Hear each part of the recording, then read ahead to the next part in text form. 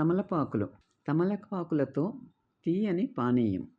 మంచి మేలు రకమైన 100 తమలపాకులను తెచ్చి శుభ్రంగా కడిగి ఈనెల తీసివేసి పురుగులు లేకుండా తుడిచి రోట్లో వేసి దంచి వడపోసి రసం తీయాలి.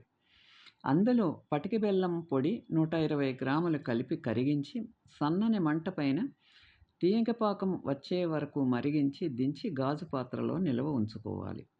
రోజు 2 పూటల పూటకు 1 లేదా 2 చెంచాల పాకాన్ని అర గ్లాసు మంచినీటిలో కలిపి తాగుతుంటే చాలా రుచికరంగా ఉండి శరీరానికి బలాన్ని, మనసుకు ప్రసన్నతను కలిగిస్తుంది. గొంతు వాపు, పోటు తగ్గుటకు తమలపాకులను దంచి తీసిన రసం 2 చెంచాల మోతాదుగా రోజు 3 లేదా 4 పూటలా మెల్లమెల్లగా తాగుతుంటే గొంతు పుండు, వాపు తగ్గిపోతాయి. తమలపాకు తీగ వేరు చిన్న ముక్క తెచ్చి బుగ్గన పెట్టుకుని చప్పరిస్తూ ఉంటే గొంతు బొంగురు హరించి చక్కని గొంతు వస్తుంది.